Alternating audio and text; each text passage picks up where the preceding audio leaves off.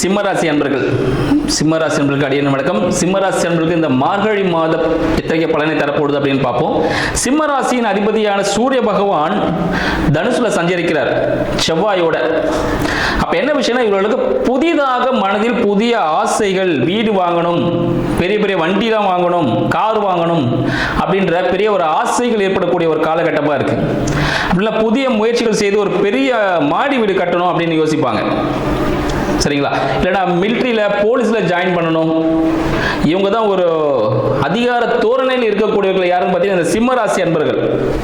Already உங்களுக்கு அஷ்டம சனி போயிட்டு இருக்கு அப்படின்னு சொல்லிட்டு நிறைய பேர் பயந்துட்டு இருக்கீங்க. எல்லாருக்கும் இந்த அஷ்டம சனியை பாதிப்பை கொடுக்கறது இல்லை.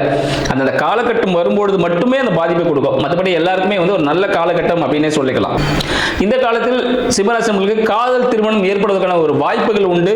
திருமணத்திற்கான வரன் அமைவதற்கான ஒரு வாய்ப்புகளும் ஏற்படும் அப்படின்னு சொல்லலாம். அதனால சிம்மராசி அன்பர்கள், குழந்தைக்காக காத்து கொண்டிருக்கிற சிம்மராசி அன்பர்கள் திருச்சியில் இருக்க தாயுமானவர் சன்னதியில் தங்கள் வேண்டுதலை செய்யும் பொழுது தங்களுக்கு மருத்துவ உதவியுடன் குழந்தை பேறு உண்டாவதற்கான வாய்ப்பு இந்த மார்கழி மாதத்தில் உண்டு. சிம்மத்திலே பார்த்தீங்கன்னா கேது பகவான் இருக்கார். அப்ப இவங்களே பார்த்தீங்கன்னா சில விஷயங்கள் ஆன்மீக ரீதியான திருத்தலங்கள் செல்வதற்கான வாய்ப்புகள் உண்டு. முருகன் சார்ந்த கோவில்கள், சிவன் சார்ந்த கோவில்கள் செல்லக்கூடிய வாய்ப்புகள் உண்டு.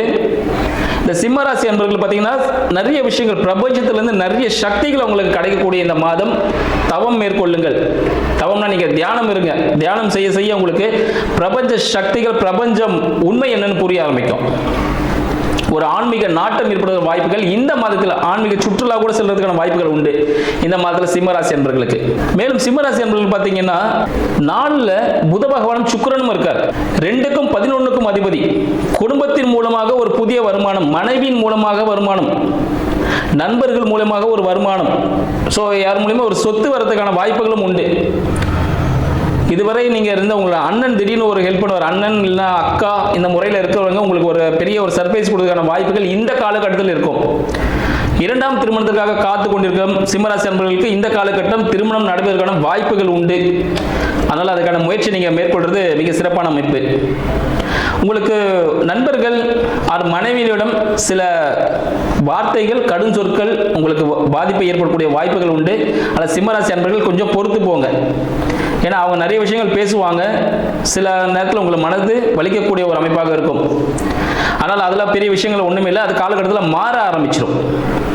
வாடிக்கையாளர்கள் சில பேர், உங்கள் நண்பர்கள் சில பேர் உங்கள்கிட்ட கொஞ்சம் நல்லபடியாக பேசுவாங்க. சிரித்து பேசி உங்கள்கிட்ட இந்த பணம் அபகரிக்கக்கூடிய வாய்ப்புகள் உண்டு. இல்லை நீங்கள் ஏதாவது ஒரு இன்வெஸ்ட்மெண்ட் பண்ணக்கூடிய வாய்ப்புகள் உண்டு. அந்த இன்வெஸ்ட்மெண்ட் பண்ணாதீங்க இந்த காலகட்டத்தில். அது ஒரு லாஸ் தான் உங்களுக்கு கொடுக்கும். யாரையும் நம்பி பணமும் கொடுக்க வேண்டாம். உங்களுக்கு 8ல் சனீஸ்வர பகவான் போயிட்டு இருக்காரு. அப்ப என்ன பண்ணணும்? ஆதரவற்றவர்கள், முதியவர்கள் இருக்காங்கன்னா அவங்களுக்கு உதவி செய்யணும். எக்காரணத்தை கொண்டு அவங்கள உதாசீனப்படுத்தாதீங்க. அது இன்னும் பாதிப்பை ஏற்படுத்தக்கூடும். ஆக்சுவலி அஷ்டம சனின்னு சொல்றாங்க பாருங்க, அது பாதிப்பை கொடுக்குமா சிம்மராசிகளுக்குன்னா? இப்போ கொடுக்காது. எப்போ ஒரு முதியவர்களையோ இல்லை தாய் தந்தையரையோ இல்லை ஆதரவற்றவர்களையோ ஒரு உதாசீனப்படுத்தும் பொழுது அந்த பிரச்சனைகள் ஸ்டார்ட் ஆகும். அப்ப என்ன பண்ணணும்? ஒன்று அவங்களை கண்டுக்க கூடாது, இல்லைன்னா அவங்களுக்கு உதவி செய்யணும். உபத்திரம் கொடுக்கக்கூடாது. என்ன தொல்லை பண்றாங்க அப்படின்னு நினைக்கக்கூடாது. அவங்களுக்கு உதவி செய்வதன் மூலமாக எல்லாத்தையும் சகல சௌபாகியங்கள் பெறக்கூடிய ஒரு அமைப்பு, ஒரு கீ பாயிண்ட். அது ஒரு ட்ரம்ப் கார்டு உங்கள்கிட்ட இருக்க மாதிரி. அதை பண்ணீங்கனாலே வாழ்க்கையில் சக்சஸ் ஏற்படும். இன்கேஸ் வேலைக்காக முயற்சி செஞ்சுட்டு இருக்கீங்க, புதிய வேலைக்காக முயற்சி செஞ்சுட்டு இருக்கக்கூடிய சிம்மராசி அன்பர்கள், உங்களுக்கு சாதகமான இடத்துல இருக்கார் சுக்கிர பகவான். அதனால உங்களுக்கு வீடு பக்கத்திலே இருக்கிற மாதிரி ஒரு வேலை கிடைக்கும். வீட்டில இருந்து செய்யற மாதிரி ஒரு புதிய தொழில் தொடங்குவதற்கான வாய்ப்புகள் இந்த காலகட்டத்தில் ஏற்படும். ஆனால் அது என்னன்னு சொல்லிட்டு பிளான் பண்ணுங்க. உங்க வீட்டிலேயே ஒரு ஜாயிண்ட் பிசினஸ் கூட பண்றதுக்கான வாய்ப்புகள் உண்டு. ஒரு கம்யூனிகேஷன் ரிலேட்டடான பிசினஸ் வாய்ப்புகள் உண்டு. ஒரு அக்கௌண்ட்ஸ் ரிலேட்டடான பிசினஸ் அமைத்துக்கான வாய்ப்புகள் உண்டு. ஒரு டாக்குமெண்டேஷன் ரிலேட்டடான ஒரு பிசினஸ் அமைத்துக்கான வாய்ப்புகள் உண்டு. ஸோ எந்த துறையில செய்யலாம் அப்படின்னு பார்த்தீங்கன்னா உங்களுக்கு ரொம்ப சக்சஸ்ஃபுல்லா இருக்கும். ஒரு ப்ரமோஷன் கிடைக்கக்கூடிய ஒரு சான்சஸ் இந்த காலகட்டம் உண்டு. கண்டிப்பா அதுக்கு உங்க தாயிடம் நீங்க கண்டிப்பா ஒரு ப்ரமோஷனுக்காக போறீங்க, ஒரு போட்டித் தேர்வுக்காக போறீங்கன்னா உங்க தாய் கிட்ட கம்பல்சரியா ஆசீர்வாதம் வாங்கிட்டு போங்க. தாய் இருக்கிறவங்க தாய் கிட்ட வாங்க. தாய் ஸ்தானத்தில் இருக்கவங்ககிட்டயே நீங்க ஆசீர்வாதம் வாங்கிக்கலாம்.